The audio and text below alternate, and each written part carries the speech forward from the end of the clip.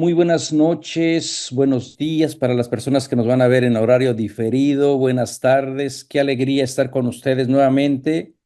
Ustedes saben que mi nombre es Manuel Villalobos Mendoza. Para las personas que recién apenas nos conocen, somos el Instituto Bíblico Claretiano de las Américas, que está patrocinado por los misioneros claretianos. A veces la gente pone por ahí, son católicos, católicos, apostólicos y romanos, que estudiamos seriamente la palabra de Dios, sin fundamentalismo, sin apologética, a veces de decir tenemos la razón absoluta y Dios habla por mí, y después de que yo abro la boca ya Dios se enmudece. No, somos personas serias que tratamos de llevar la palabra de Dios con un mensaje liberador para todas esas personas que a veces también han sido silenciadas, para esas personas que a veces han sido excluidas por la mala interpretación de la Biblia. Y este es un tiempo muy bonito. Yo sé que es un tiempo también de mucha ocupación, porque en las parroquias, no sé en las de ustedes, pero acá ya ahorita comenzamos con la novena Guadalupe, y con Guadalupe no hay quien pueda. La verdad, la gente se volca con Guadalupe. Guadalupe es el quinto evangelio para los mexicanos. Acá todos andamos con Guadalupe, las novenas, las posadas, luego viene Adviento, bueno, tantas cosas. Sin embargo, el reino de Dios se parece a un grupo de personas de todas partes de América Latina que abrieron el Zoom y vinieron a escuchar sabiduría. Y qué mejor que de la maestra, de la doctora María José Delgado, que ha hecho su doctorado en Biblia en Roma.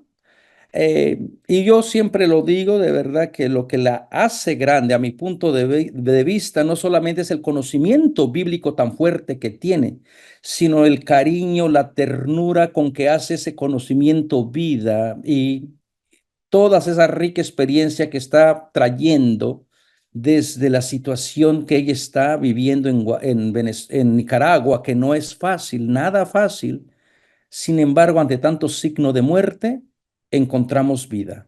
Así que, María, hermana María José Delgado, de verdad, gracias por aceptar compartir tu conocimiento, tu historia, estas vivencias del Adviento, y yo creo que van a ser de mucha utilidad para nuestro crecimiento espiritual. Muchas gracias y estamos aquí para escucharte. Muchas gracias, hermano Manuel. Y cuando escucho y las veo a ustedes me da canillera, porque la verdad es que ustedes tienen tanta experiencia en Biblia, en interpretación de la palabra, en trabajo.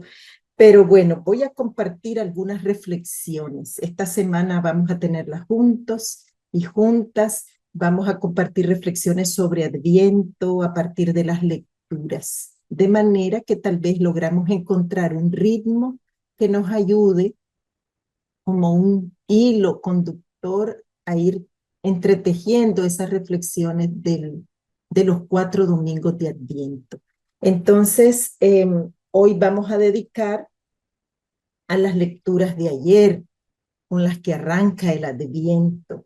Ayer las 3 lecturas muy significativas, no nos vamos a detener en el Salmo, y vamos a tratar de unir estudio de la palabra con reflexión, con preocupaciones nuestras, y ver 82 personas aquí y ver entre las personas a sacerdotes que están acostumbrados en las homilías y en todo a interpretar la palabra, pues no es fácil tarea, pero vamos a intentar juntos sacarla adelante. Cuando me pidió el hermano Manuel y comencé yo misma a reflexionar qué puedo yo compartir de este tiempo de Adviento, sentí que nosotros entendemos el tiempo de Adviento más que nada como la preparación para la Navidad. Generalmente cuando uno en las parroquias realiza las novenas, las celebraciones, todo está focalizado, reflexiones, pancartas, comercio, todo está yendo o destinado a la celebración de la Navidad. Y a veces subrayamos pues la pobreza de Belén, ¿verdad? Se puede subrayar también ese aspecto. Pero realmente el Adviento es un tiempo muy fuerte. porque es un tiempo que debe insertarse en una alternativa de futuro, adviento, aquello que viene, y aquello que viene es Jesús, pero no Jesús, el Jesús del pesebre, porque Jesús del pesebre vino, nació, creció, o sea que esa focalización de la celebración es allí en el pesebre, en Navidad. Los textos nos ayudan a ampliarla.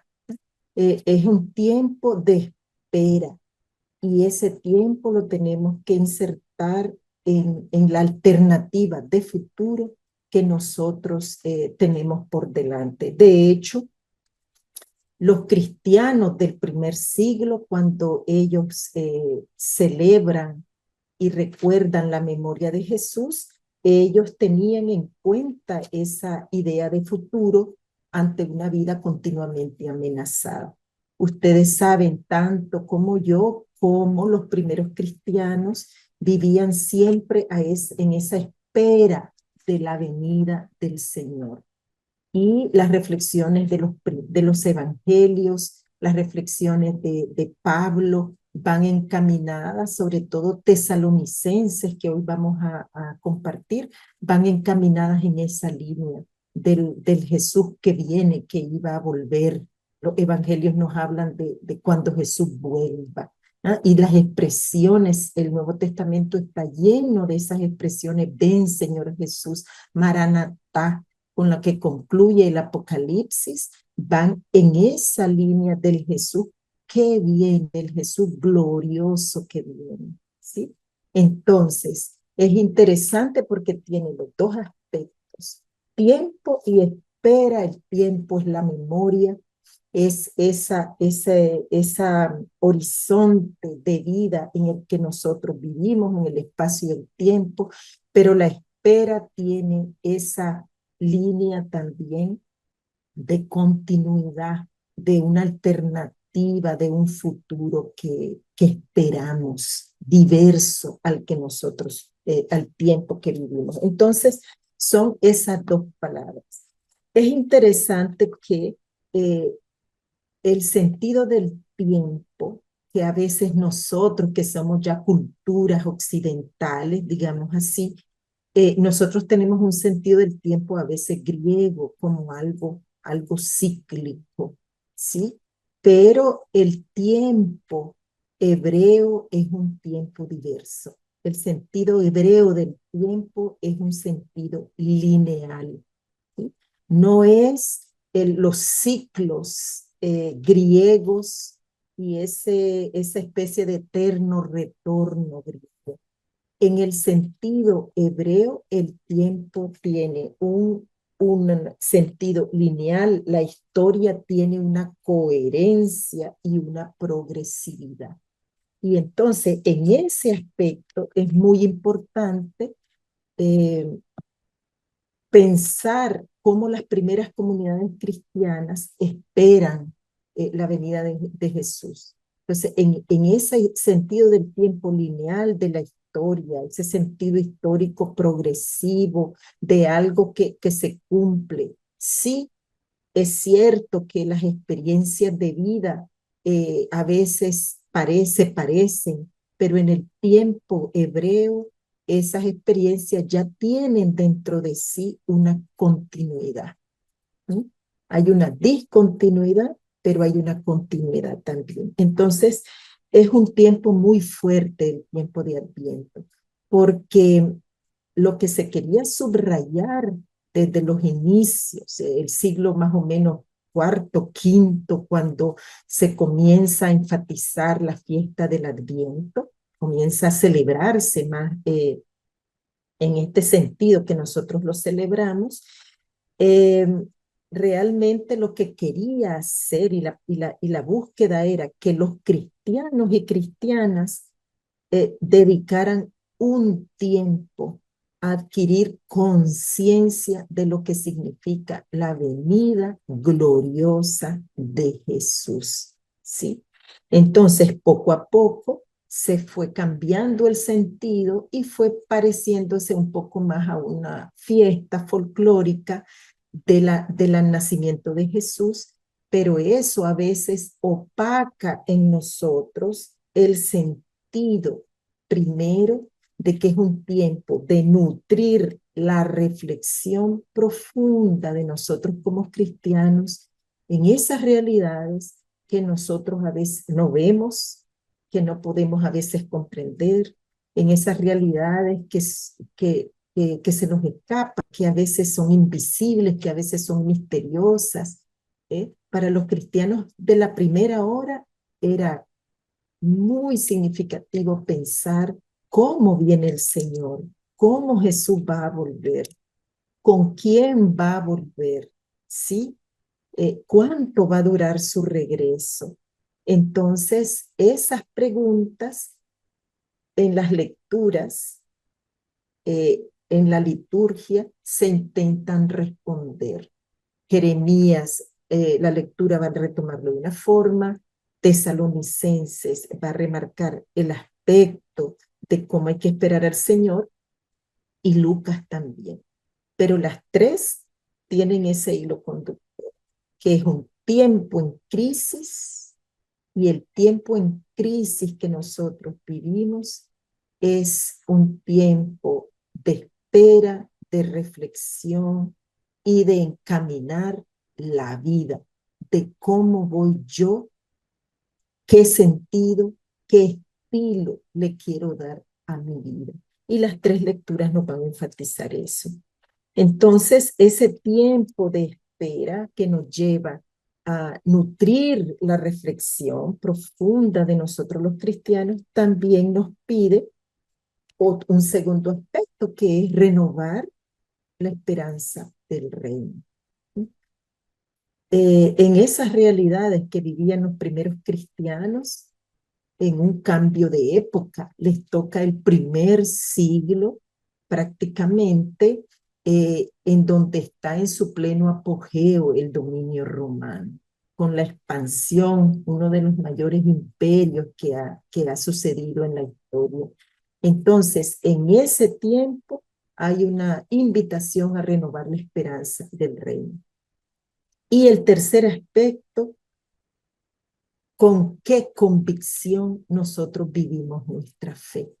Entonces, el tiempo de Adviento tiene esa búsqueda, esa pretensión, que nosotros los cristianos nos preguntemos con qué convicción, con qué fuerza, con qué convencimiento nosotros hemos optado por Jesús, hemos optado por seguirlo y cómo lo seguimos.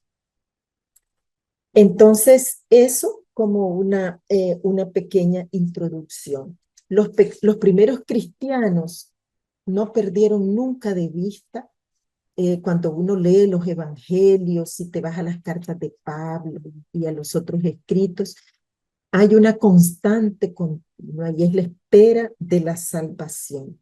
Es decir, ellos tenían conciencia que la salvación todavía no está experimentada en su vida como una vida plena, que la vida siempre, la vida de ellos y la vida nuestra siempre es una vida amenazada continuamente por la muerte, amenazada por la enfermedad, amenazada por la injusticia, por el pecado, por el llanto, ¿sí? Por el sufrimiento, por la angustia.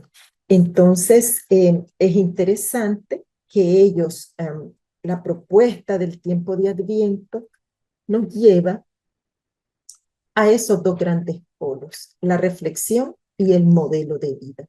Cómo nosotros en ese tiempo crítico y crisis, no es en el sentido solo de estar mal, cuando estoy en crisis, estoy sufriendo, sino que es el sentido de la palabra griego es juicio, ¿sí? Una crisis es juicio, y el juicio es poner las cartas sobre la mesa y hacer cuentas. Entonces está todas las naciones entrarán en juicio. Y ese es el sentido del tiempo de Adviento propio de los inicios de la iglesia.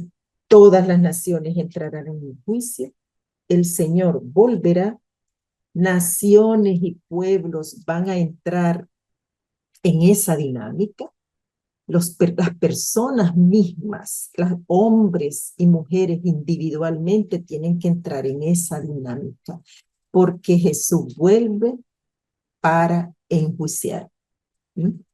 Y todos a quienes va a enjuiciar, a todos los que en la vida les faltó justicia, a las víctimas, a quienes les faltó una vida plena. Es decir, Jesús viene para medir la historia y la vara de medición va a ser los injusticiados y las víctimas de la historia. Entonces, las lecturas de ayer domingo nos introducían en a inaugurar el tiempo de Adviento, invitándonos a repasar, a hacer un repaso de nuestra esperanza, a ver qué actitud tenemos ante el futuro, a evangelizar nuestro modo de vivir. Muchas veces nosotros que estamos en el trabajo de la iglesia, cuando hablamos de evangelización, estamos siempre pensando en los demás, cómo llevar la palabra. Pero la invitación en tiempo de Adviento es cómo evangelizar mi propio modo de vivir, cómo penetrar del evangelio mis sentimientos, mis actitudes. Y ¿qué somos capaces de esperar?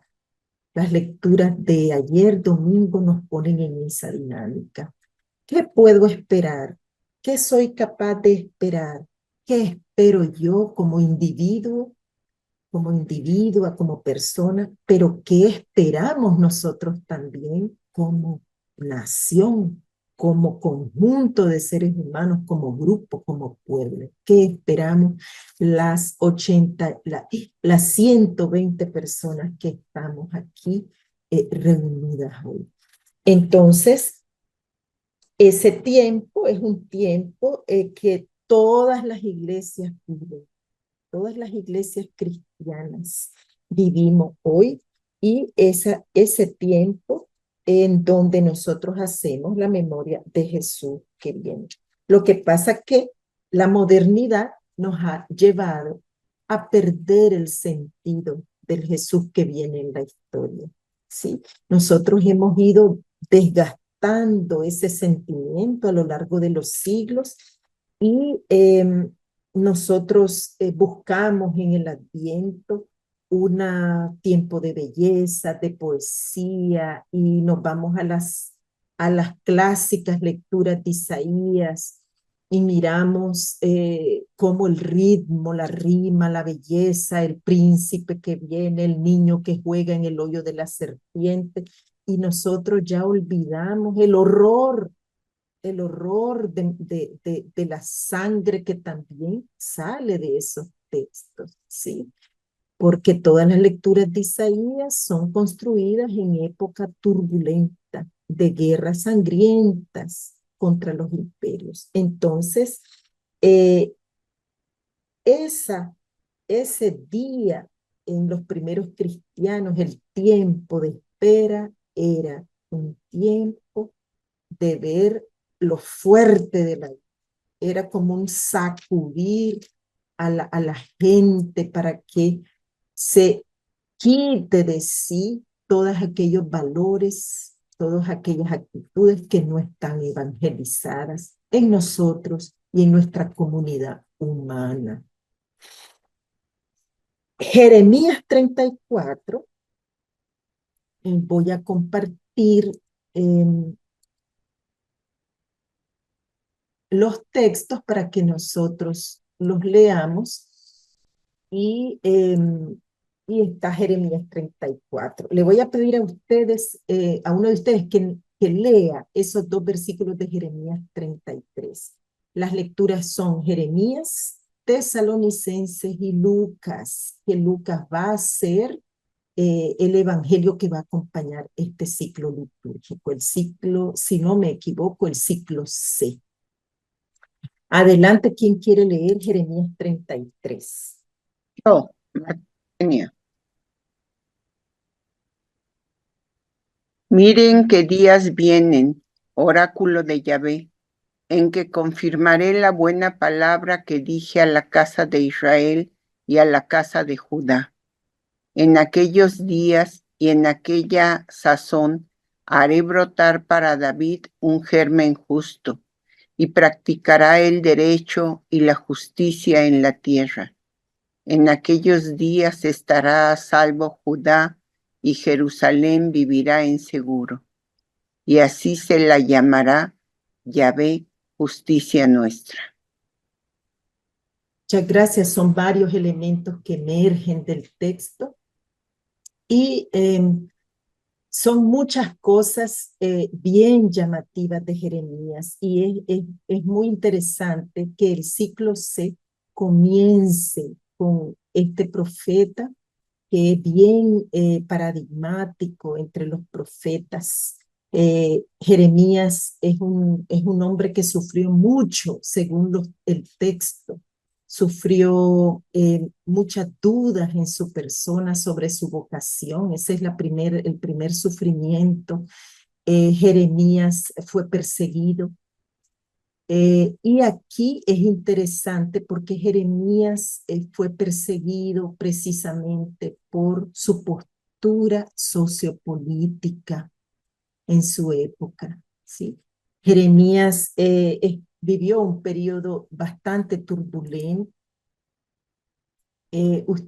Varios de ustedes ya conocen la línea del tiempo de Israel y Jeremías vive antes del exilio, cuando el pueblo está en un sándwich amoroso, político, entre Asiria, Babilonia, y aquí no está, pero Egipto también estaba en la cuestión política. Entonces, Jeremías pide a la gente y pide a las autoridades que se sometan a Nabucodonosor, que ya llega a la dominación babilónica. Y Jeremías le dice, sométanse a Nabucodonosor porque el día está tremendo, el día ya llega, es inminente la represión, es inminente el sitio de la ciudad de Jerusalén y es inminente esa dominación por fuerza, esa ocupación de nuestro país. Entonces, forma parte este pequeño texto, 2 versículos del libro de la Consolación. El libro de la Consolación son los capítulos 30 y 31 de Jeremías, en donde él va anunciando la esperanza, pero hay varios criterios de temáticas, de insistencia del mensaje que nos dicen que Jeremías 33 está en esa línea hasta el capítulo 35. Del 30 al 35, Jeremías dedica a oráculos de consolación al pueblo, oráculos de esperanza. Es un anuncio claro de salvación dirigido a los deportados del año 597, cuando llega Nabucodonosor, invade, destruye todo, destruye el templo y se lleva primero a los notables y después a los artesanos, y por último se lleva también a la parte más pobre, aunque allí en Jerusalén quedaron grupos. Son los que se van a llamar los Anahuim, los Anahuim. Sin embargo, es interesante que la palabra Anahuim significa curvado, ¿sí? La palabra Anahuim significa alguien que está doblado sobre su propio peso. Y Jeremías Y varios textos del Antiguo Testamento van a hablar del pueblo de la tierra, del rey, de aquello pequeño. El hermano Manuel hoy hablaba de lo pequeño, lo que no cuenta, los ceros económicos no cuentan en el presupuesto interno bruto, ¿sí? De los países. Entonces, Jeremías va a centrar su predicación en esos anahuim, en esos doblados por esos sistemas económicos y políticos que tienen a la gente sometida.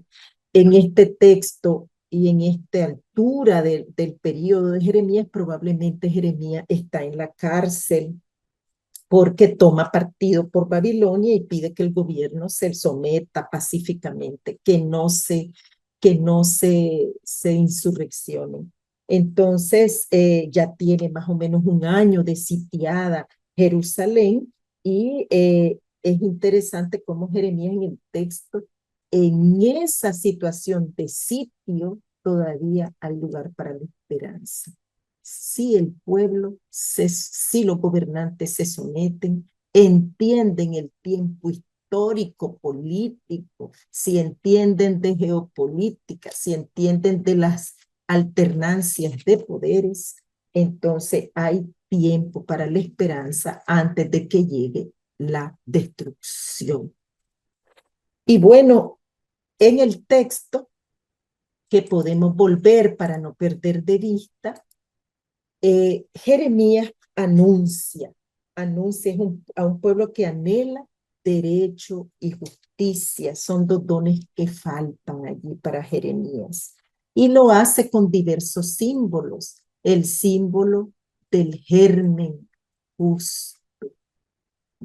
El símbolo del germen es el símbolo del rebrote, cuando también Isaías habla que brotará una de la vara de Jesé, un retoño. Pues ese símbolo es un símbolo muy usado en el Antiguo Testamento para hablar del Mesías Salvador, del Mesías davídico, de aquel que viene a impartir justicia.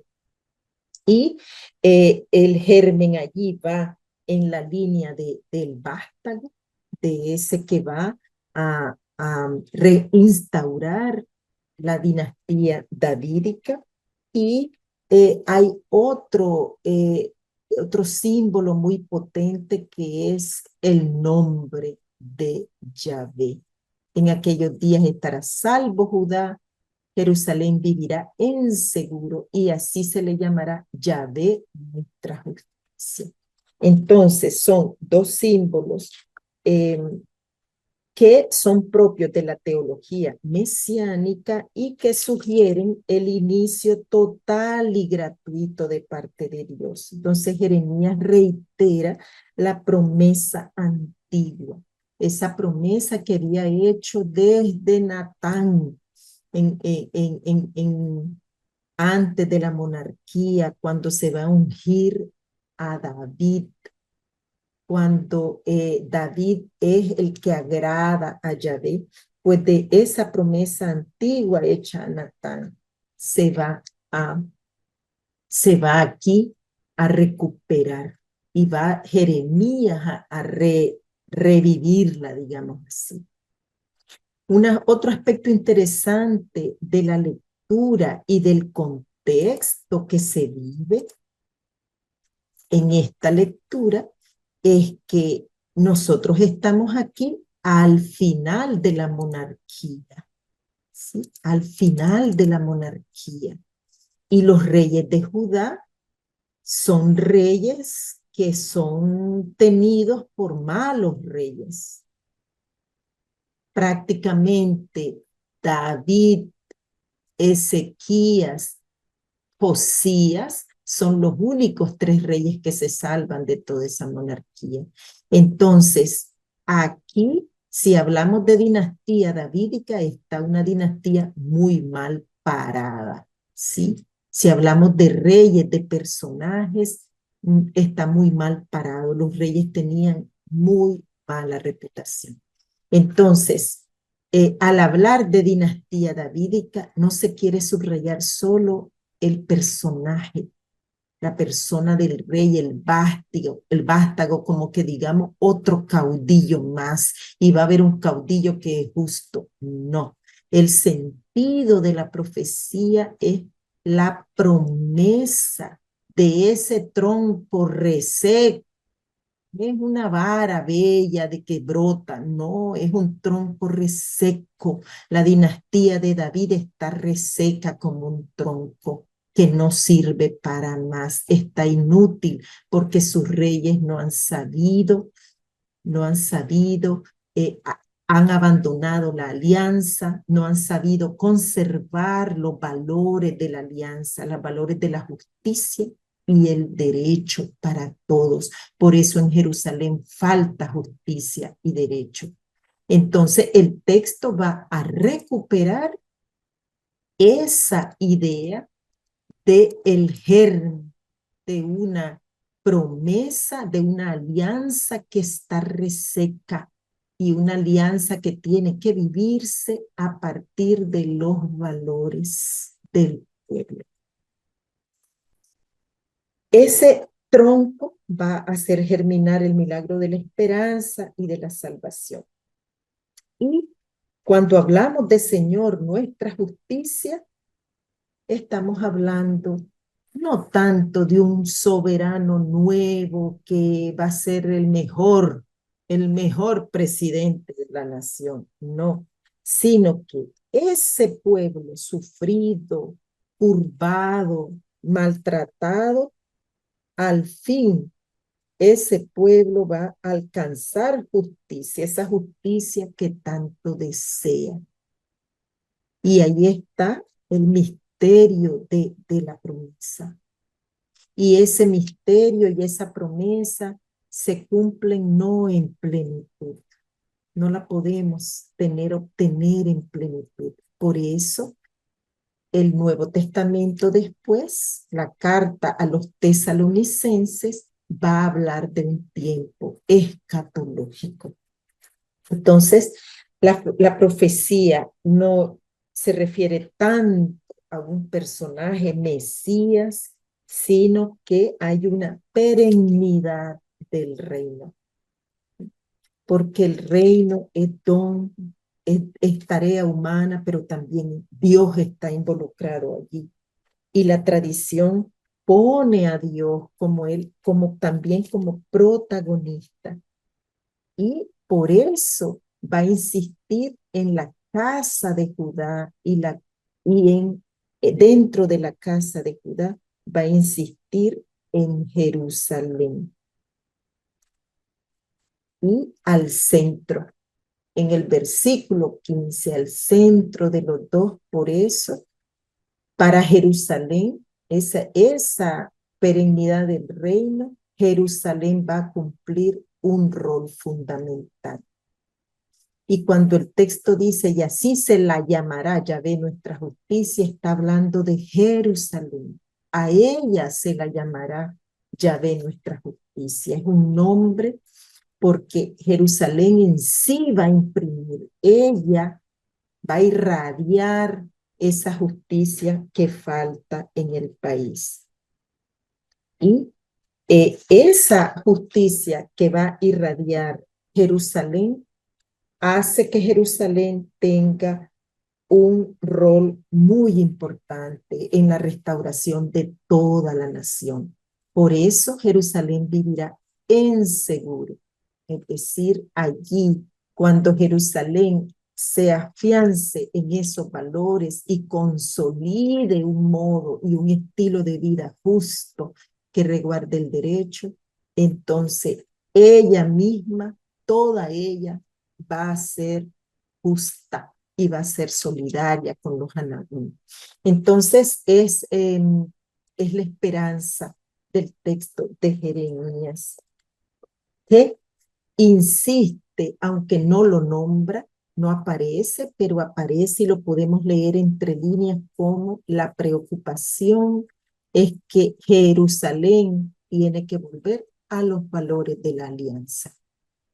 Y la alianza perdida porque no se vive la justicia, no se vive el derecho allí en la tierra, porque hay gente que anda curvada, hay gente que está mal. Entonces, por eso hay que volver a la alianza. La primera carta a los tesalonicenses, ¿quién la quiere leer?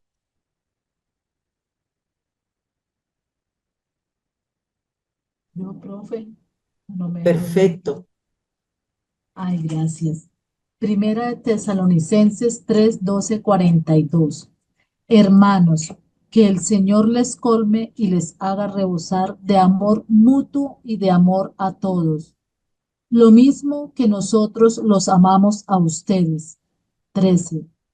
Y que afiance así sus corazones, de modo que se presenten ante Dios nuestro Padre, santo e irreprochables en la vida de nuestro Señor Jesús, con todos ustedes.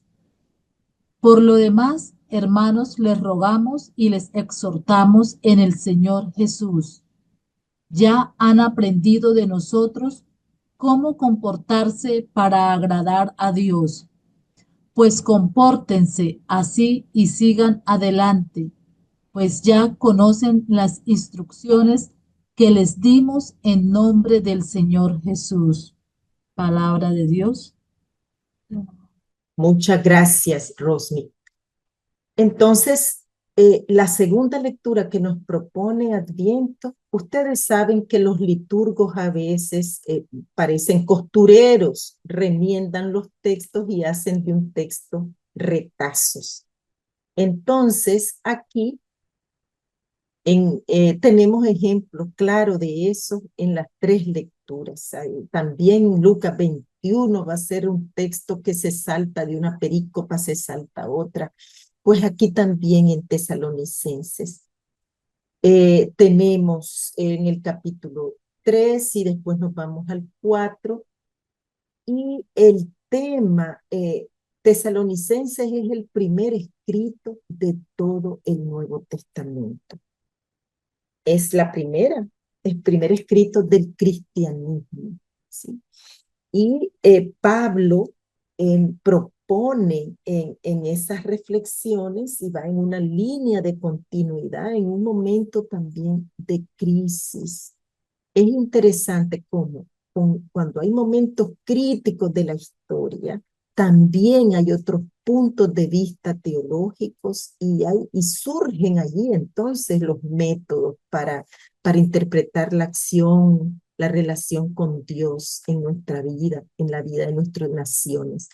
Pero el género literario apocalíptico emerge después del movimiento profético y en el primer siglo también, un periodo tan duro, el primer siglo, que nosotros, el Imperio Romano está en su apogeo y va a ser un siglo de muchas luchas, revueltas, de represión, de problemas sociopolíticos. Entonces, ustedes ahí ven que la geopolítica no es un término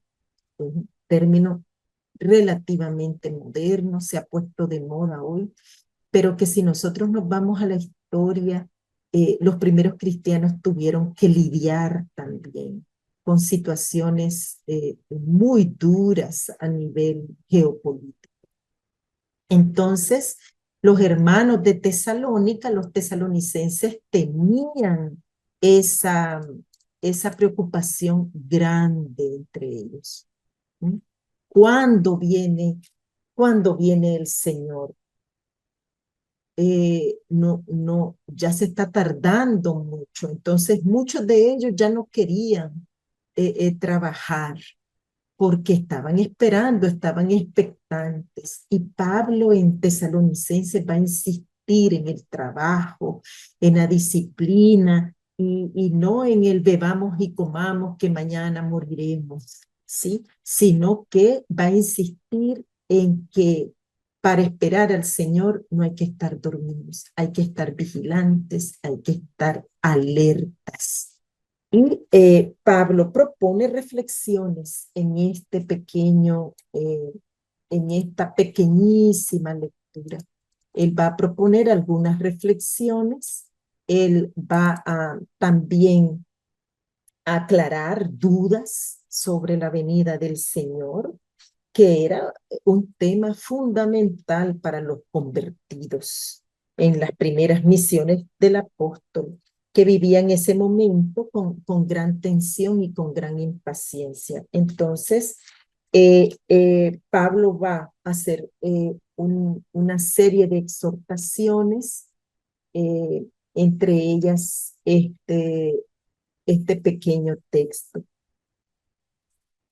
Y Pablo insiste a esos cristianos que se imaginan que de un momento al otro iba a aparecer el Señor para cambiar todas las cosas, para instaurar los cielos, para hacer una tierra nueva.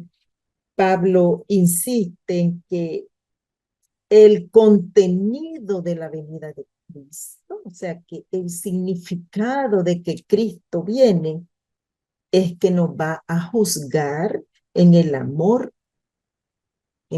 fraterno, antes de aceptarnos en su reino. Entonces, por eso Pablo comienza desde el inicio, desea que colme y haga rebosar el amor mutuo de todos, ¿sí? Hay algunas traducciones que hablan del crecer y del sobreabundar, ¿sí? Son dos verbos aquí, colmar y rebosar, son dos verbos que se refuerzan mutuamente y dan un gran énfasis al amor. Y propone un modelo, lo mismo que nosotros les amamos a ustedes. Entonces, Pablo propone el comportamiento que hay que adoptar en esta vida, y le dice que el comportamiento que hay que adoptar en esta vida no tiene que ver con la angustia ante la venida del Señor, con la ansiedad, con la agitación, sino que tiene que ver con el amor mutuo, tiene que ver con el amor a todos y tiene que ver con la santidad, para que los encuentre santos e irreprochables en la venida de nuestro Señor Jesús con todos sus santos, ¿sí? Aquí lo que hay detrás era también esa idea que tenían los primeros cristianos de con quién venía Jesús, ¿sí? Era una idea muy plástica, como se dice en el lenguaje teatral y cinematográfico, toda una imagen plástica, Jesús que viene con todos sus santos y que viene no solo, viene con una multitud. Entonces, la insistencia en la santidad, Pablo la propone aquí en un horizonte del camino. La santidad no es más el estilo que proponen los fariseos, de una conquista espiritual y de un esfuerzo espiritual para ganar virtudes, ¿ah? Sino que la santidad y la irreprochabilidad vienen de cómo nosotros recorremos el camino de la vida, de cómo nosotros nos comportamos en la vida. Y por lo demás, hermanos, les rogamos y les exhortamos en el Señor Jesús. Ya han aprendido cómo comportarse para agradar a Dios. Ya reconocen las instrucciones que les dimos en el nombre del Señor Jesús. Es interesante que en la lectura va siempre poniendo en paralelo Pablo, Dios y Jesús, Dios Padre y Jesús el Señor. Allí Pablo trata una cuestión teológica bien fuerte, que es que él va como unificando esos dos polos de la fe, Dios y Jesús.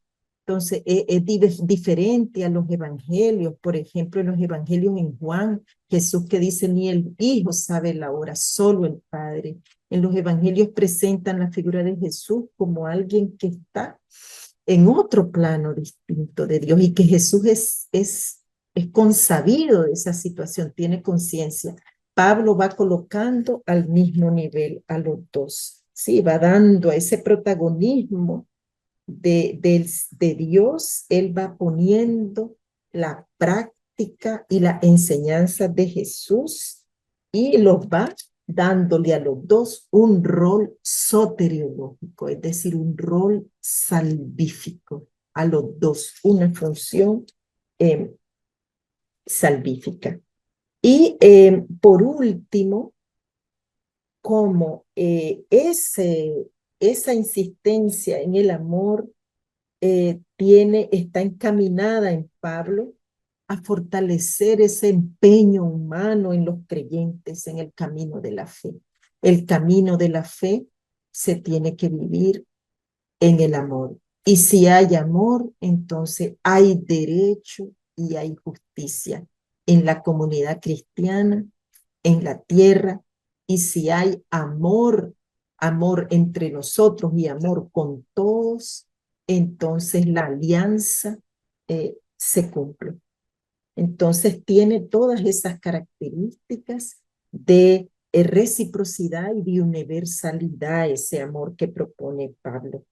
El amor adquiere el amor de Jesús de renuncia, cuando Jesús dice instruye, Jesús que instruye, nosotros los instruimos en el nombre de Jesús, quien para Pablo pone el comportamiento como algo de un sacrificio continuo hasta dar la vida, es Jesús. Entonces Pablo va retomando que el amor cristiano, grandes líneas catequéticas de Pablo, es que el amor cristiano tiene que irradiar en la comunidad. Si no, no hacemos nada. Es una comunidad que no sirve porque no irradia el amor. Y con esa insistencia en la alianza y en la vivencia, la liturgia propone a Lucas 21, que va a ser el evangelio de este ciclo. ¿Quién de ustedes le gustaría leer la lectura? Lucas 21.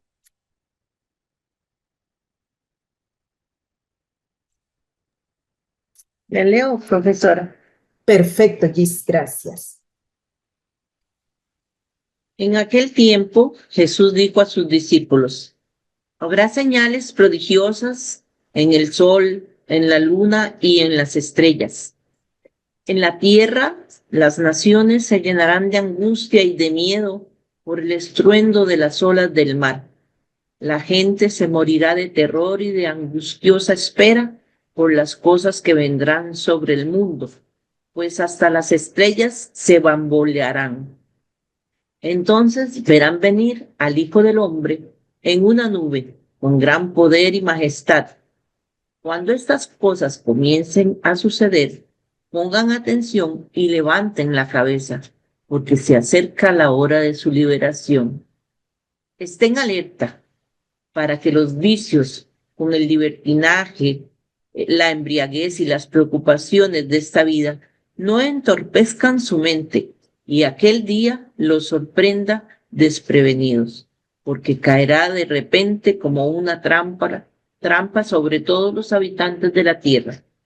Velen pues y hagan oración continuamente para que puedan escapar de todo lo que ha de suceder y comparecer seguros ante el Hijo del Hombre. Muchas gracias, Gis. Gracias.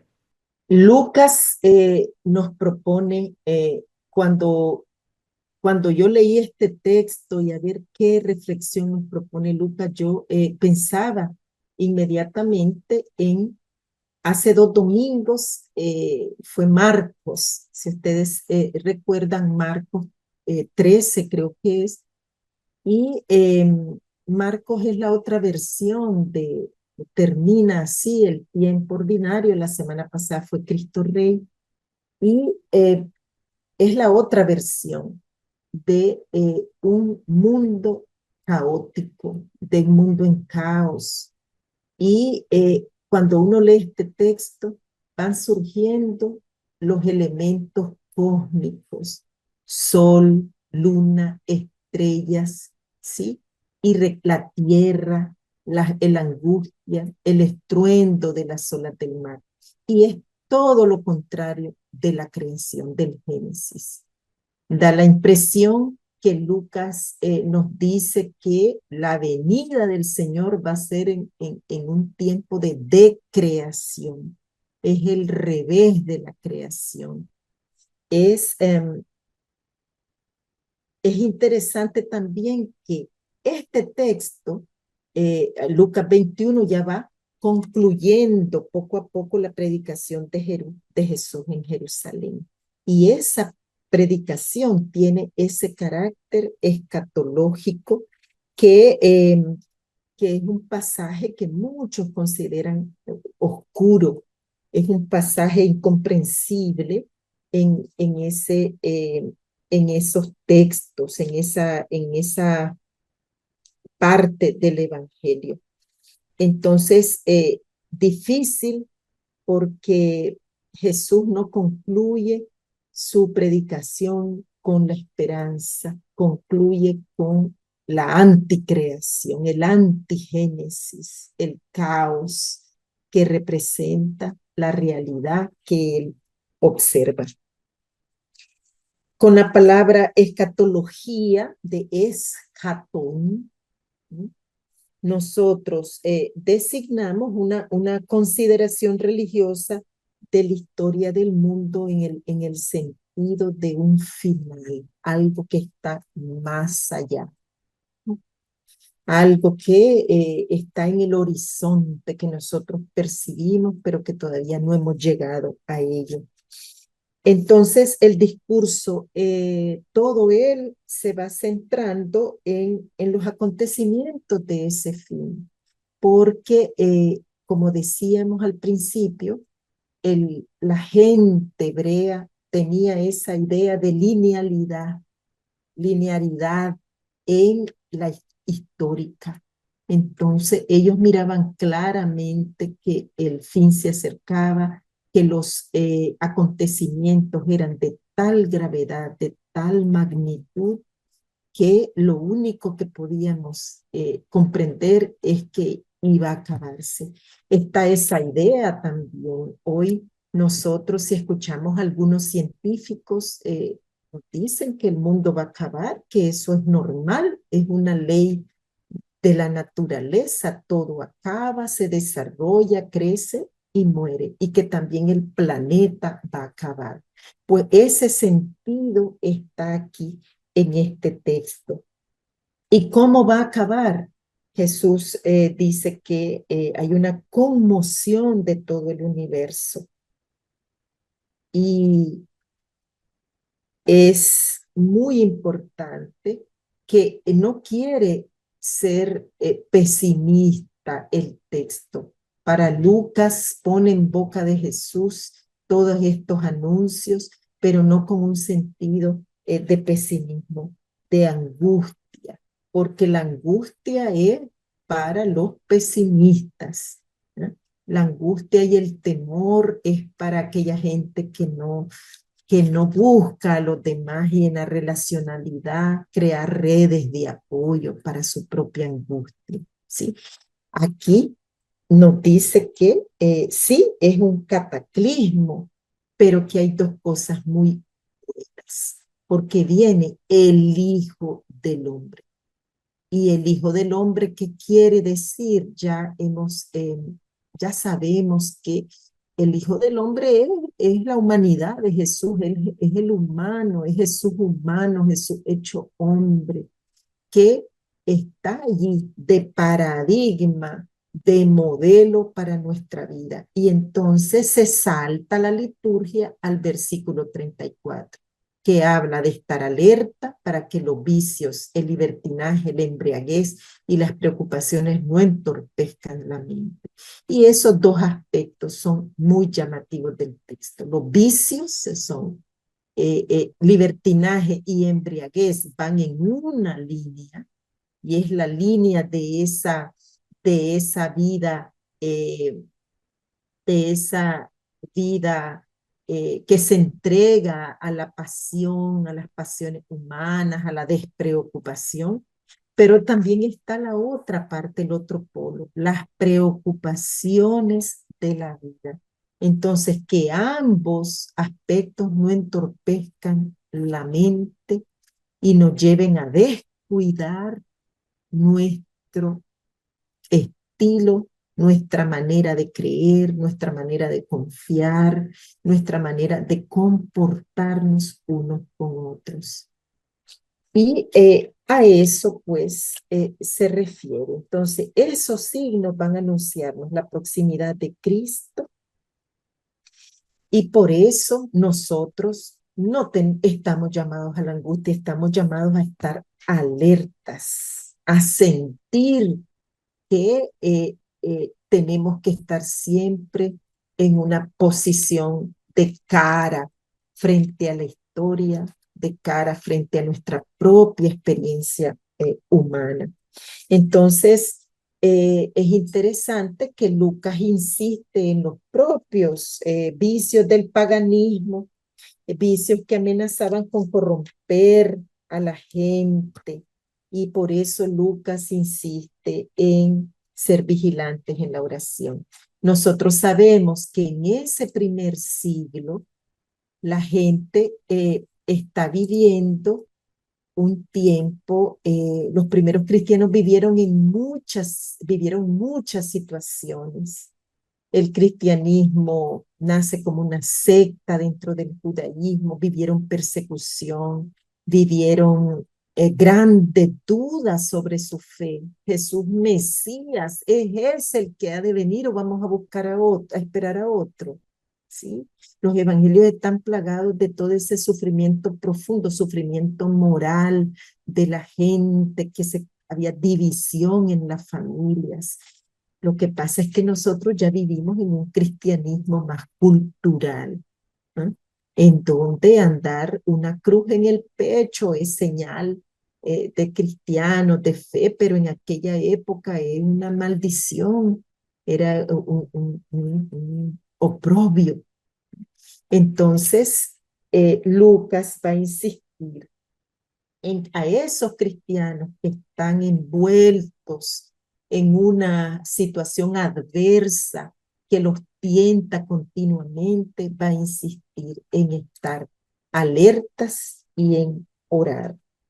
Entonces, el texto nos plantea que vivimos nosotros nuestra fe, nuestra esperanza, nosotros la vivimos en una situación continua de descreación, de una creación que Dios realizó en el Génesis. Dios que crea, una fe en el Dios creador, la vivimos en un ambiente contrario a una creación sumergida en el caos. Entonces, por eso es que habla de las estrellas se van a bambolear. Y aquí recordamos también Génesis 6.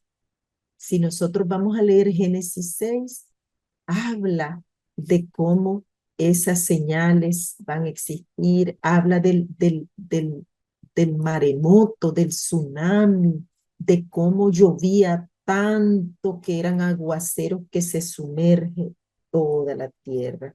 Entonces, ese caos terrestre es la consecuencia en los seres humanos del miedo, de la angustia que sentimos, que sienten los cristianos por no entender que la venida del Señor no es como un actor de una película, que viene con todos los santos, sino que esas son símbolos, son imágenes para entender que la venida de Jesús, la venida gloriosa de Jesús, la vivencia de ese germen justo, ¿sí? El rol de Jerusalén como nación es un papel geopolítico en medio de las naciones, y que el cristiano, la cristiana, la familia cristiana, la sociedad, el valor de una sociedad que se llama cristiana a sí misma es vivir según la alianza, vivir y dar, hacer vida a la creación. Entonces, el cristiano por eso tiene que ser vigilante y tiene que orar, porque el estilo de vida irradia nuestra fe, irradia nuestra oración, ¿sí? Y por último, en el desencanto que viven esos cristianos, porque si nosotros nos vamos aquí, ¿cuándo se escribe más o menos Lucas? Entre el año 80, 90. Ya ha pasado la destrucción de Jerusalén, ya pasó aquí, y la gente vive entre la amenaza geopolítica del Imperio Romano y vive las amenazas del judaísmo y vive en unas situaciones bien complejas. Entonces, contra ese riesgo del desencanto, porque la gente espera que Jesús llegue en persona y instaure casi como un nuevo Mesías, otra versión del Mesías Jesús, Pablo, Jeremías y Lucas, sobre todo en esta lectura, nos invitan, no, la actitud no es la angustia, la actitud es el autocuidado, el cuidarse. Ustedes mismos tienen que tomarse en serio, tienen que cuidarse para que sus corazones no anden pesados, para que no los encuentre la venida del Señor desprotegidos. Entonces, ese deseo de aferrarse a los deseos del mundo pagano de su tiempo, esas preocupaciones también por la vida, esas preocupaciones excesivas que tenemos por asegurar nuestra vida, son corrientemente denunciadas por Jesús como una ausencia de confianza en la providencia de Dios. Entonces, la imagen final de Lucas es el hilo conductor, cierra esta imagen final del estar alertas, de velar, de rezar, de orar, es lo que va uniendo las tres lecturas. La actitud con que nosotros nos volvemos a la promesa de Yahvé, el sueño de Yahvé por su pueblo, a la vivencia del cristianismo, y es un llamado pues, a la responsabilidad personal y un llamado también a la libertad en nuestra fe, una solidez de cómo nosotros vamos en este mundo tan caótico.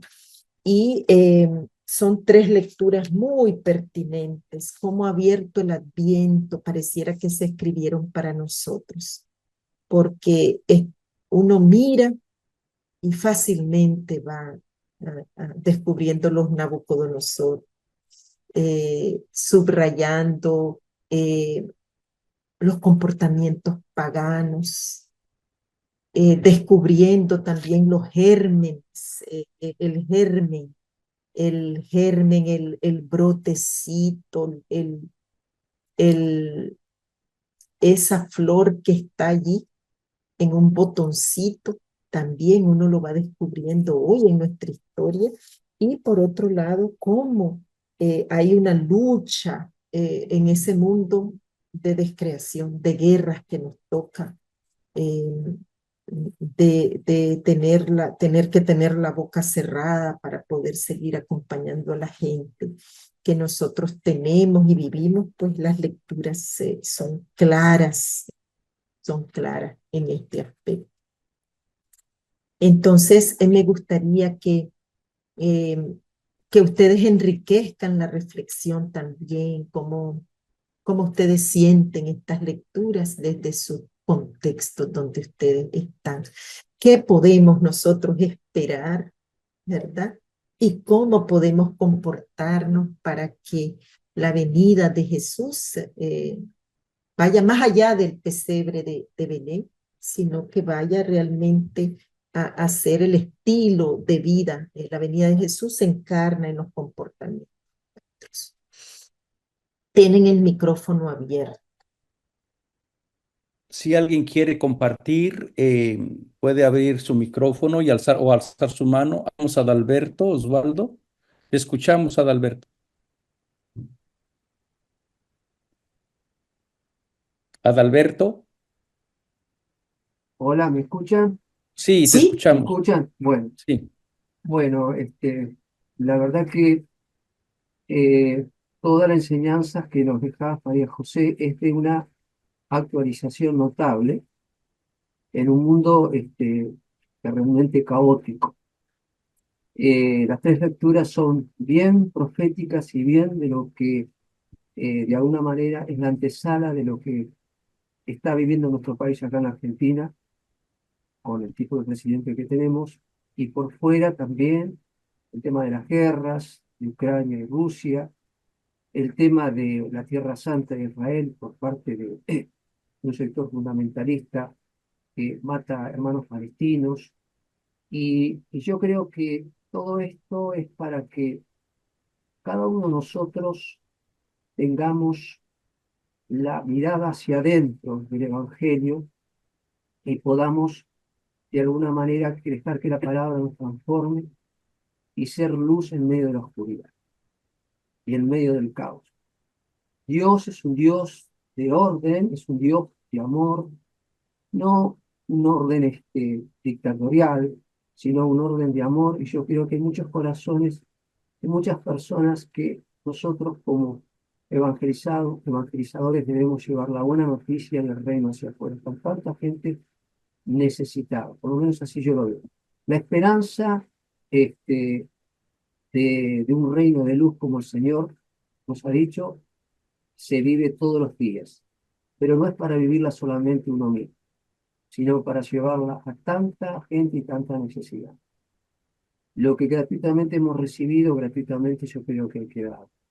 Y yo creo que toda esta enseñanza que vos nos das, hermana querida, sirve justamente para replantearnos muchas cosas, de no solamente vivir para nosotros, con una mirada hacia nosotros, orar para nunca desanimarnos, para que jamás la pereza, el desánimo nos vence, sino con el poder divino del Espíritu Santo y la palabra, vencer toda nuestra adversidad interior y exterior, por supuesto.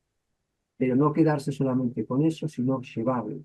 Lámpara a mis pies es tu palabra.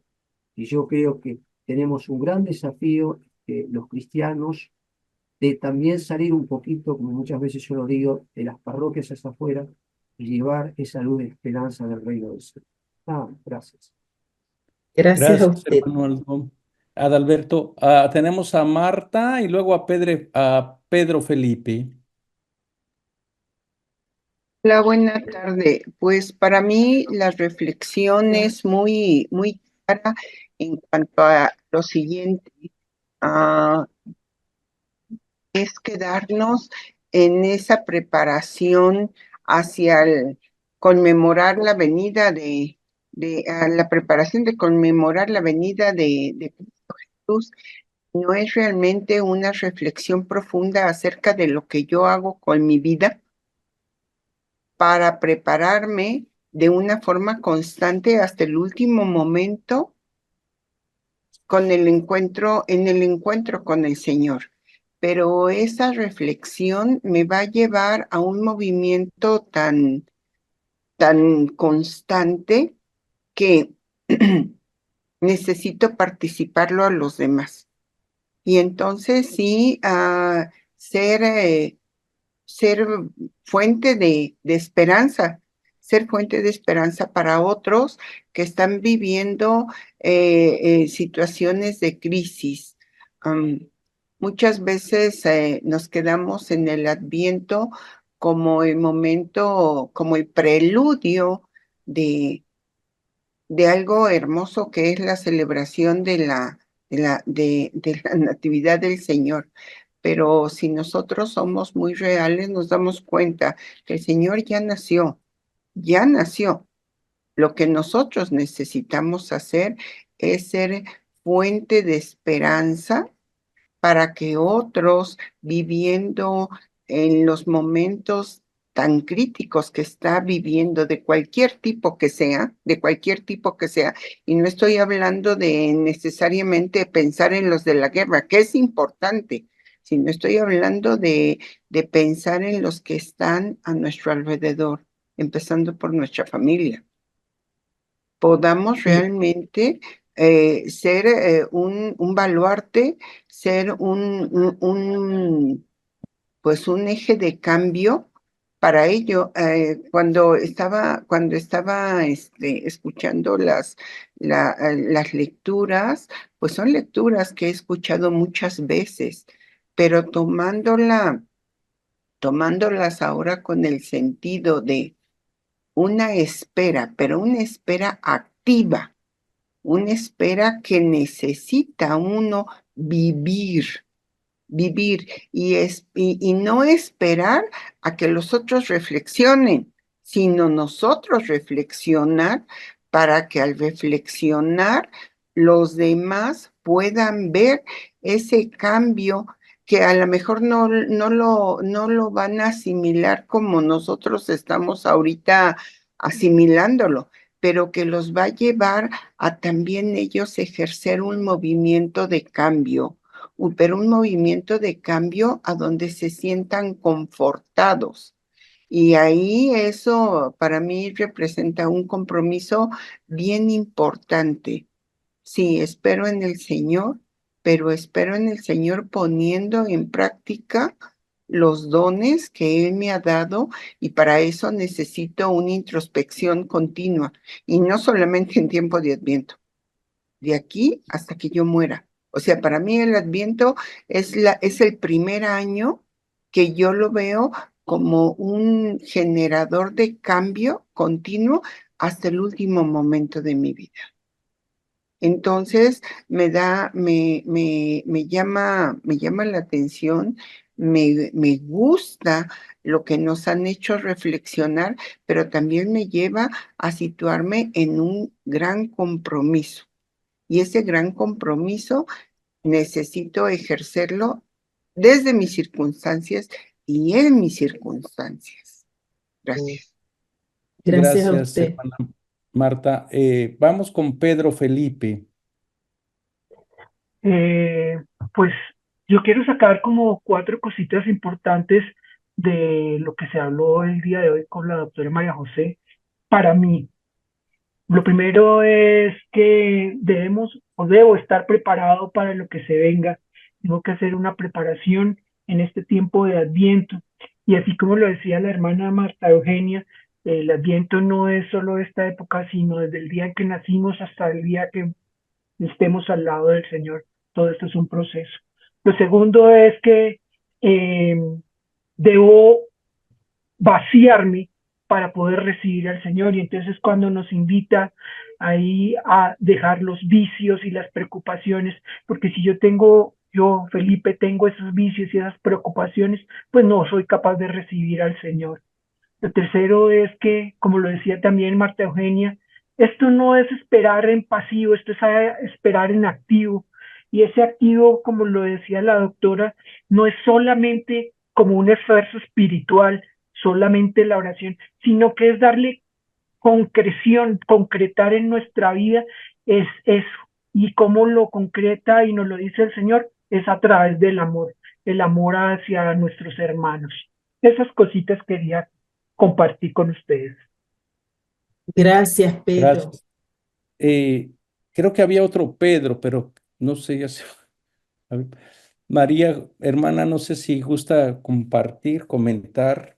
estas palabras Sí, tan provocativas, tan llenas de sabiduría que han compartido los hermanos y las hermanas. claro que sí. Es bien importante lo que ustedes han reflexionado porque es un llamado, lo que decían, eh, de ir hacia adentro, ¿sí? Y nosotros estamos en una situación tan grave, ahorita en el mundo, estamos, desprovistos, a veces uno se siente desprovisto de protección como ciudadano, desprovisto de protección como cristiano, también los líderes que deberían guiar, que deberían tener una reflexión vigorosa, que realmente sacuda, ¿verdad? Los cimientos donde, como un árbol que los sacude, eh, para que, eh, para que crezca, como nuestras abuelitas creían, que el árbol se sacudía, el árbol se podaba para que él creciera. Y lo que ustedes dicen es que, la mirada tiene que partir también, vernos hacia adentro, ser luz en el caos, como el gran desafío hoy es mantener la esperanza, ¿sí? Uno escucha a los analistas geopolíticos y van hablando casi todos cosas interesantes, pero las mismas. Y que si hay una paciencia de un lado para no tirar la bomba, que si hay en otros estamos esperando que un líder asuma para nosotros ver por dónde va. Y estamos ante, a veces uno siente que está en una película, viendo el mundo como en una película, porque aquí no hay justicia, no hay derecho, como una construcción social en donde los ciudadanos a veces podemos participar. Y sí, libertad, de movimiento, libertad de expresión, sí, hay en muchos lugares, pero, los textos y lo que ustedes nos han dicho es cómo nosotros, decía Marta, cómo es situarnos desde nuestras circunstancias, desde esas circunstancias nosotros actuar y damos esperanza. Y terminaba Pedro hablando, estar preparados para lo que se venga. Es decir, nosotros tenemos como cristianos esa ventaja, los que creemos tenemos una ventaja, y es que, eh, hay un sentido que buscamos siempre, y hay un sentido que se encarna en un sentido de esperanza, en el valor, la esperanza como valor, la esperanza como algo que nutre, el alma, que nos va fortaleciendo. Y yo creo que hay una cosa muy importante, eh, que nosotros tenemos que buscarnos y mantenernos siempre en redes de apoyo. Yo, eh, yo gozo siempre que estoy con ustedes porque, yo siento como, organizaciones como el IBICLA y otras organizaciones van buscando las redes de apoyo. Y nosotros esperar al Señor es en una red de apoyo. Si no, nosotros no podemos. Fácilmente el mundo y sus valores nos impactan y nos gustan, ¿sí? Entonces, como, los otros, cuando te encuentras en una comunidad, es una red de apoyo que te va sustentando, que te sostiene en tus circunstancias y te va ayudando a entender en cómo podés evangelizar tu vida, cómo podés fortalecer la vida de los demás, cómo podés ayudar a los... Hay mucha angustia. Yo nunca había visto en mi vida campesinos con depresión, por ejemplo. Nunca. El campesinado, cuando yo lo he conocido desde hace años, muchos años, son una población apegada a la tierra, muy cariñosa, muy alegre, sencilla, pero yo nunca había visto campesinos deprimidos. Nunca había visto jóvenes deprimidos, jóvenes deprimidos. Y cómo nosotros creando la red, manteniendo estas redes, nosotros podemos decir el contenido de la venida del Señor es el vivir bien, el querernos bien, el estar bien juntos.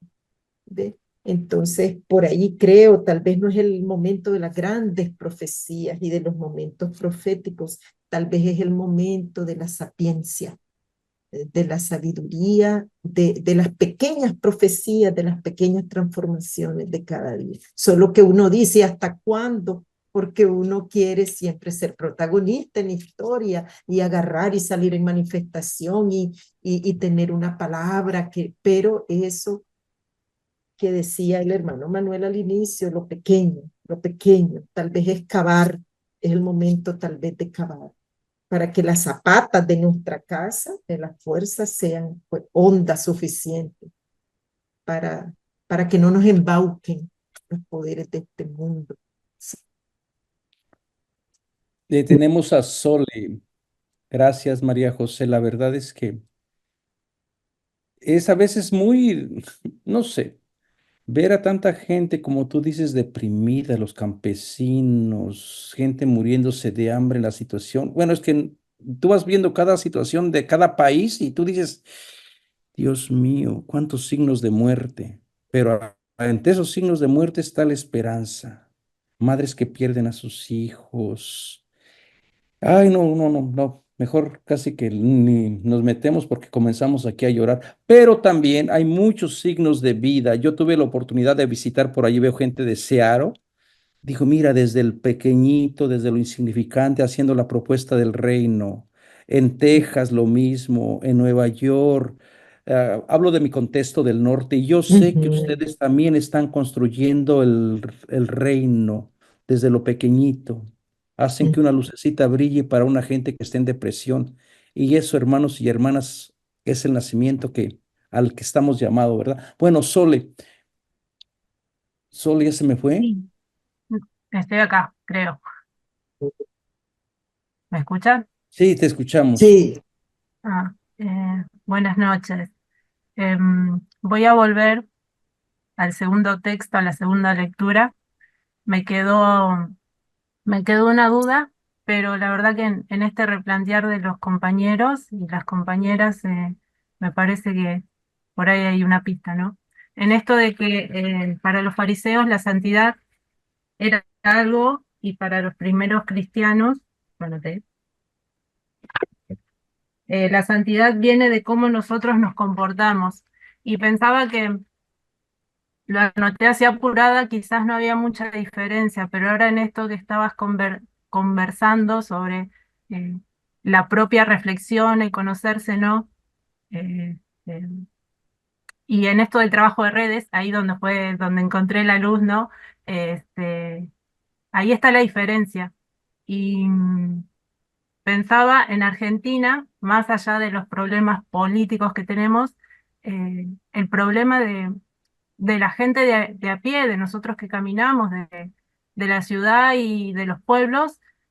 Por ejemplo, ahora está la sobremedicalización. Ahora todo, algunos dicen callamos todo con las pastillitas y otros dicen estamos tan psicoanalizados en Argentina que nos reímos de nosotros mismos, ¿no? Y pienso cómo eso también nos afecta en esto de una espera de dormirnos en la espera. Bueno, un poco quedé pensando en eso mismo, pero creo que entendiste. Cuando dije sobre medicalización, me parece que con tu cara entendiste lo que quería expresar. Gracias. sí. Gracias a usted solo. ¿Alguien más? Ah, Marta. Martita.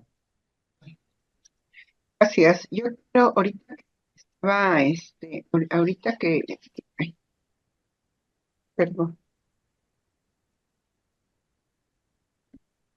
perdón, se me cayó en los audífonos. Ahorita que estaba yo recordando y que estaba yo escuchando a la última hermana, me acuerdo de algo que mencionó la doctora y que me pareció sumamente importante acerca de ayudarnos por medio de las redes sociales a hacerlo.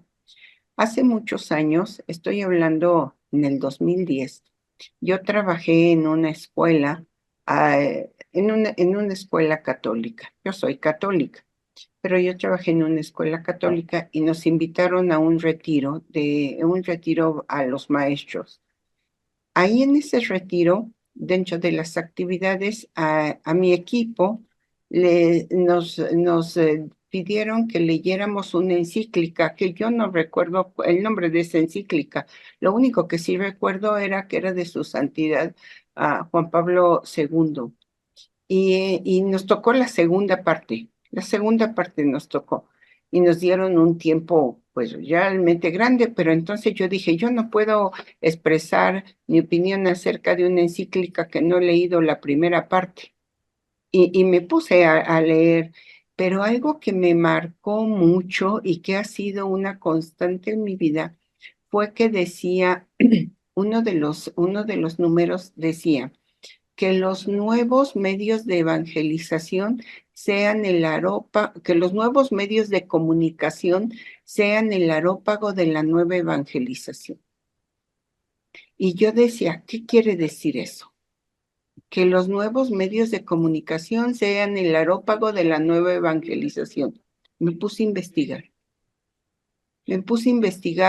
y entonces fue cuando yo entendí que a través de esas palabras a mí me estaba mostrando el camino el Señor en una de las formas del camino, porque yo en ese entonces, estoy hablando en el 2010, por supuesto que tenía computadora, pero yo no quería para nada el internet por todo lo que se decía. Y después aprendí que ese es un medio que si nosotros lo sabemos utilizar, va a dejar beneficios. Y la prueba está ahorita mismo. Somos de diferentes partes del mundo. Estamos en diferentes horarios. Sin embargo, yo al menos me siento hermanada con muchos de los que están aquí. Y tal vez no los volveré a ver, pero me siento hermanada, me siento fuerte, porque somos algunos que hacemos y que queremos estos cambios. Y pues yo quería compartir este testimonio que para mí fue fortísimo y exactamente a través de estos medios de comunicación he tenido la oportunidad de poder llevar el mensaje evangelizador del Señor a otros, cosa que también pues hacía yo como predicadora en mi parroquia. Pero hay que actualizarnos, hay que sumarnos a los nuevos medios para que la gente pueda también tener un mensaje de esperanza. Gracias. Gracias, Martita. Gracias, Martita. Yo creo que esto es exactamente lo que intentamos, que nos sentamos que somos una familia, que tengamos ese sentido de pertenencia, de una fe, a lo mejor diferentes contextos, diferentes circunstancias que a veces son las mismas. Así que bueno, muchas gracias, Martita, por recordarnos esta espiritualidad de estos medios tan maravillosos de conocer tanta gente. ¿Alguien más quiere compartir? ¿Quiere expresar qué se lleva, cómo va a vivir su Adviento ahora con esta nueva relectura que se está haciendo?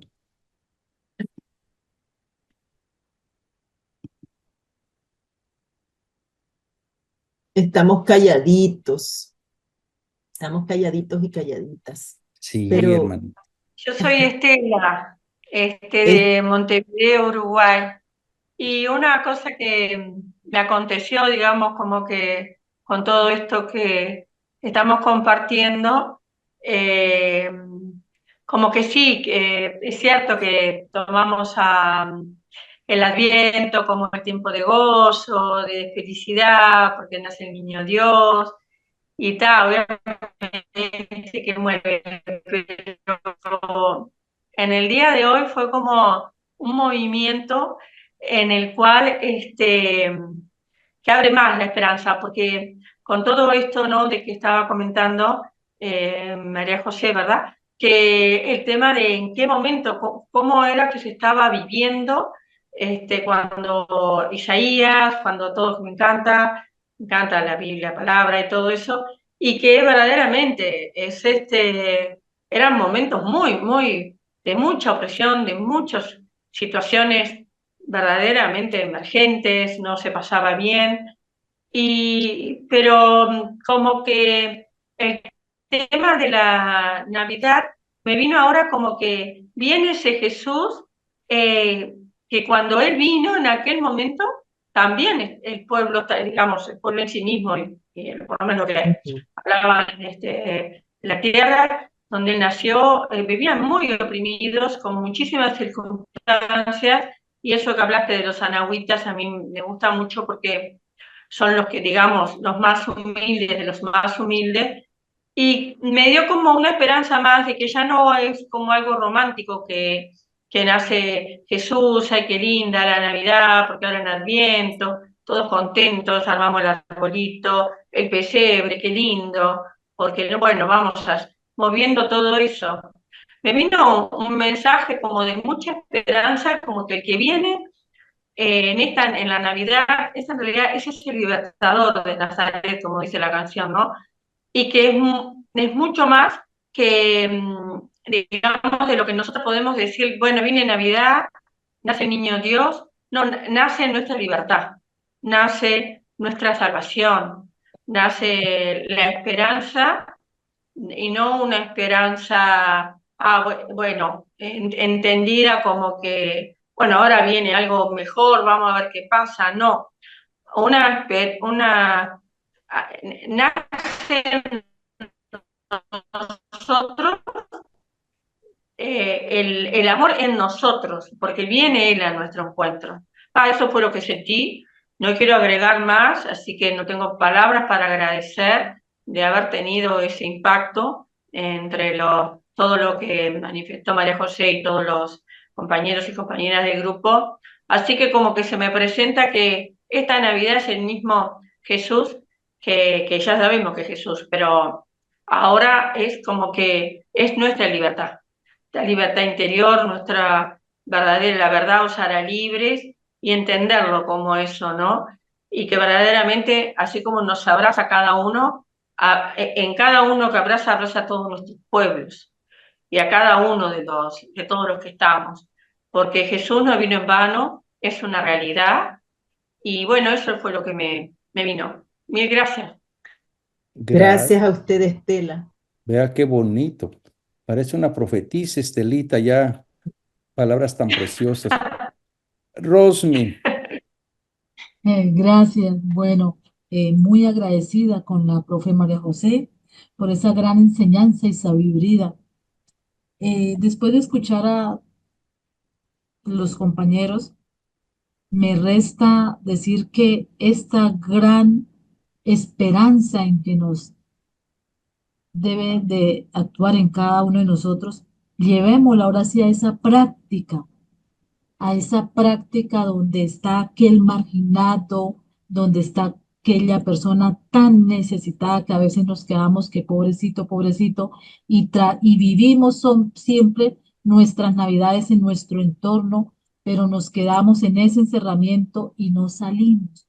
Ahorita con toda esta enseñanza que la profe nos dio a través de este primer adviento y lo que los compañeros han dicho, de verdad que me resta llevarlos a la práctica para sentirse uno, decir, bueno, ahora sí estoy haciendo lo que ese Jesús vino a enseñarme, a decir, vivamos ese tiempo de adviento de verdad con aquellas personas súper necesitadas, los oprimidos de esa libertad espiritual, esa libertad física también, aquellos más vulnerables que están abandonados muchas veces, a veces en nuestras mismas familias, como decía ahorita una compañera, ahí nuestros campesinos se les siente esa tristeza. ¿Por qué? Por todo lo que estábamos viendo y ellos están viendo. Entonces, qué bonito poder compartir con ellos de verdad un abrazo fraterno, una Navidad que nos sintamos tan humanos y que sintamos el dolor de la otra persona, que sintamos esa guerra, esa violencia que nos toca también a pesar de que son países, pero por el hecho de ser hermanos nuestros, hijos de un mismo Jesucristo como seres humanos, de verdad que nos toca. Gracias, muy amable. Gracias a usted, Gracias, Rosny. Rosny. Walter.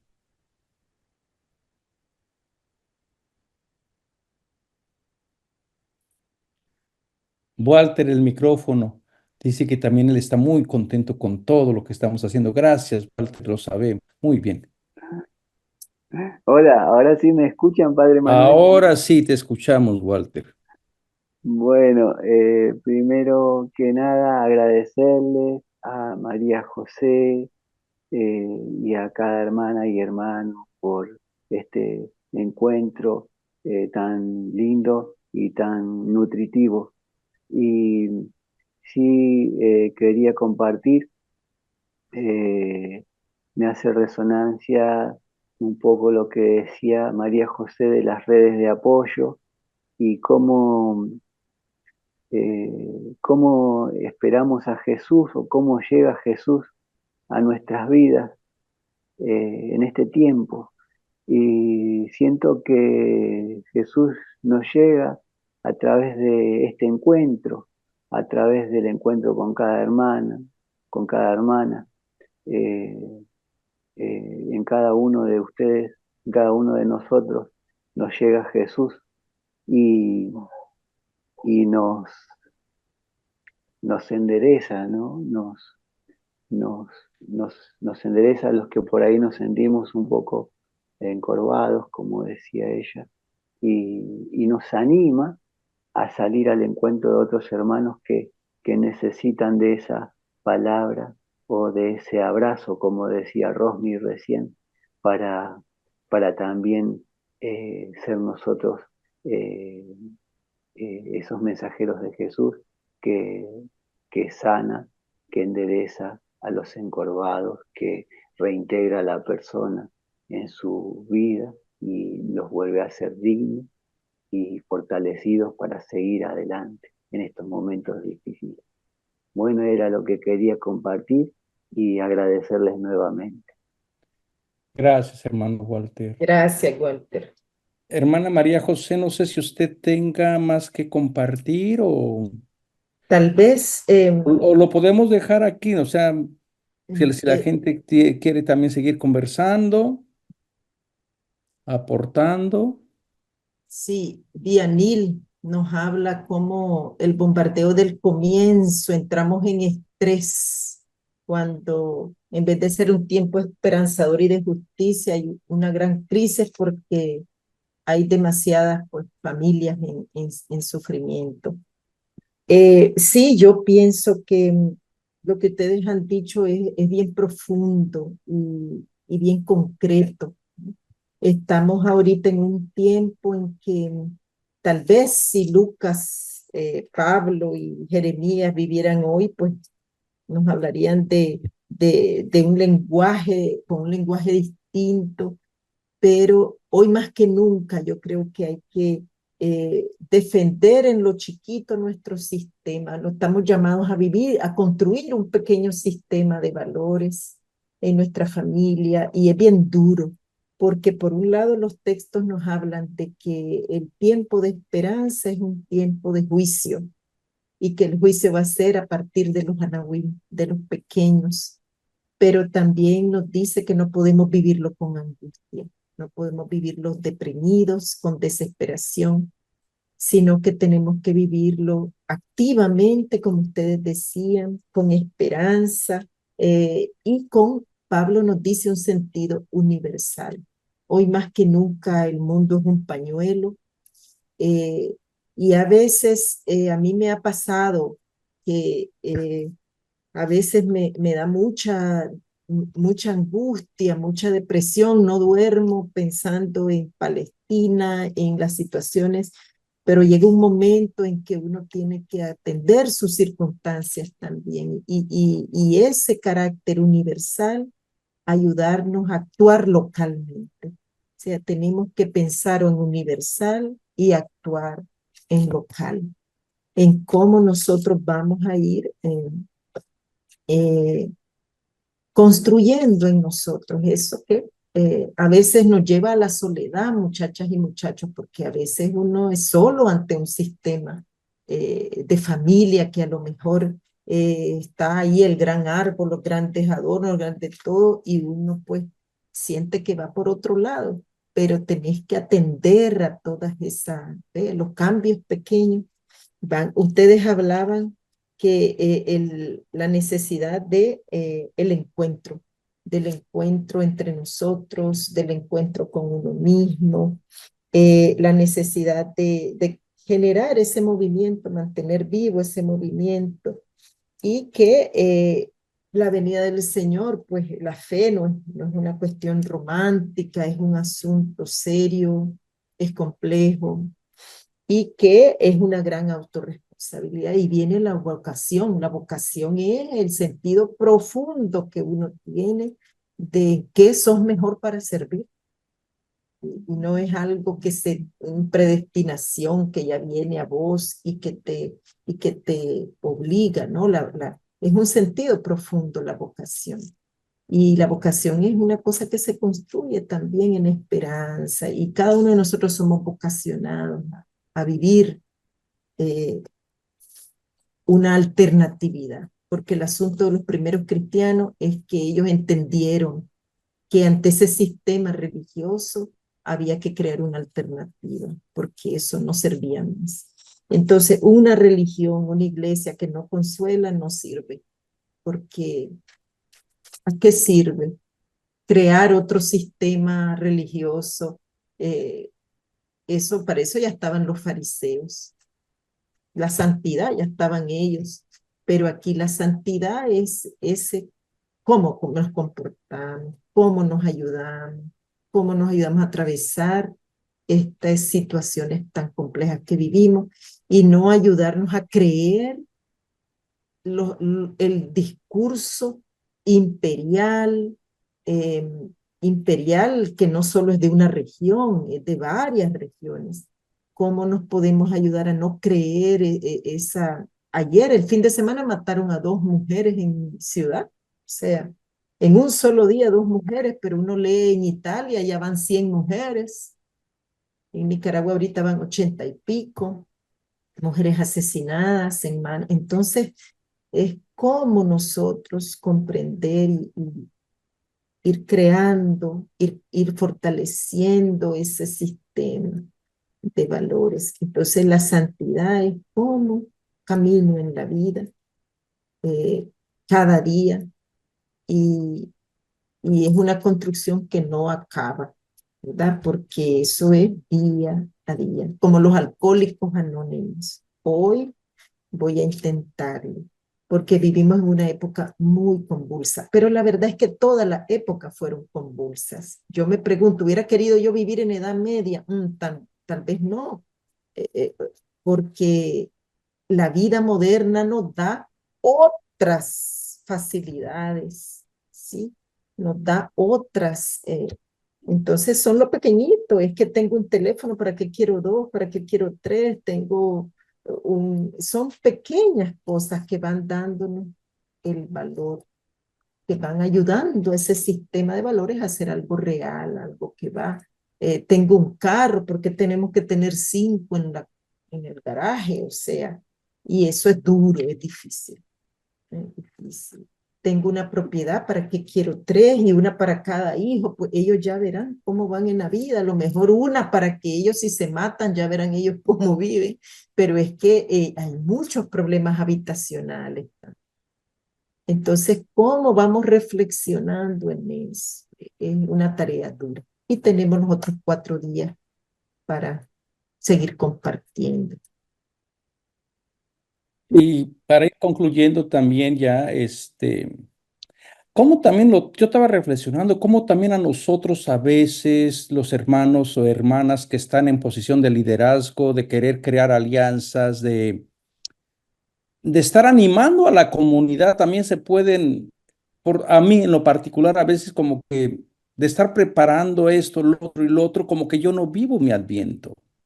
Y yo me dije, yo también tengo que entrar en este proceso de poner en práctica lo que estoy diciendo, de vivir mi Adviento. Y estaba tan decidido, y luego aquí estoy en una casa con casi la mayoría son anglos. Y resulta que hoy fue el día de la decoración y todo el mundo terminó enojado. Todo el mundo se peleó que porque no encontraron la corona de Adviento, que si porque las luces, que si por eso. Y bueno, remataron contra mí de que yo no decoré mi puerta. Y miren, les voy a enseñar que sí decoré mi puerta. Dije, para que no me digan nada, vean, alcanzan a ver esta partecita. La ramita que saldrá del tronco del árbol de Jesé. Entonces, ahí ya con esos me los callé. Pero ¿cómo podemos caer en cosas tan vanas, tan superficiales? ¿Cómo es posible que nos han robado, ahora sí como la película, el verdadero mensaje? La gente se está muriendo. Hace 2 días aquí en este barrio de mi casa, aquí a 2 cuadras mataron a un policía. Y este es un barrio bien, bien, bien, bien. Y eso es Estados Unidos, el primer mundo. Y nosotros peleándose por las luces, qué vanos somos. Como que, ¿en dónde se perdió el mensaje? Allá en Sí, casa ya no hay dónde nacer, Cristo está entre los escombros. ¿Y en dónde se pierde el mensaje? El miedo que tenemos todos, como que yo creo que tendríamos que volver otra vez la mirada a Belén, ir descubriendo el mensaje profético que Jesús nos trae y volver otra vez a hacer nuestras prioridades, a hacer alianzas y animarnos a que no estamos solos. La verdad que ustedes son voces importantes para decir, no hay otras personas que están soñando con algo verdaderamente profético y no preocupándose por cómo luce tu casa exteriormente. Bueno, les tuve que comentar esto porque la verdad que dije, ¿a quién se lo cuento? Si estos son puros gringos y no me entienden mi pesar. Pero sí, ellos bien, la mesa bien bonita y hay todos muy serios ahí como un panteón. Dije, válgame Dios. en que en eso hemos caído y por eso es la vigilancia institucional también es muy importante, ¿verdad? En las instituciones, las personas que de alguna manera vivimos nuestra vida en una institución, es tan importante la vigilancia. Pero hay una cosa importante que usted sacó, hermano Manuel, y es una pregunta, ¿y quién cuida al cuidador? ¿Verdad? Porque ahorita nosotros andamos mucho pendientes de cosas, de actividades también fuera, y cuidamos procesos, y cuidamos cosas, y al cuidador, ¿quién lo cuida? Entonces es la búsqueda de ese equilibrio. Ah, Y lo encontramos tal vez en un encuentro, en una familia, en un almuerzo, y eso requiere pues ejercitarse en cierta libertad, porque las instituciones nos apresan. y dentro de estos cúmulo de quién cuida al cuidador por andar aquí y allá, pues tenemos que cuidarnos mutuamente, ser nuestros propios, ah, predicarnos para nosotros mismos, ¿verdad? Tomarnos nuestro propio mensaje. Hermanitos, hermanitas, no quiero abusar de su tiempo, no importa que tenemos 10 minutitos que acabamos de terminar antes. Casi esta semana tengo retiros por todas partes, así que no los voy a ver en horario diferido por corredera de aquí, de allá, del Adviento, de plática aquí, plática allá, pero créanme que ustedes son una bendición para mí. Por lo menos me inspiran a seguir trabajando, a seguir, eh, dice la gente, poniendo el granito de arena en estas cosas sencillas, simples, pero que hacen las grandes diferencias. Que Dios está con nosotros, que se encarna en nuestras realidades y que desde esas realidades a veces tan difíciles, nos llama a volver a Belén. Así que muchas gracias por el día de hoy. Nos vemos con el favor de Dios el día de mañana. Cuídense mucho. Esperemos que puedan invitar más gente para que también puedan vivir este tiempo de Adviento como un tiempo de bendición. Gracias, Y hermanita. descansen. Gracias a todos.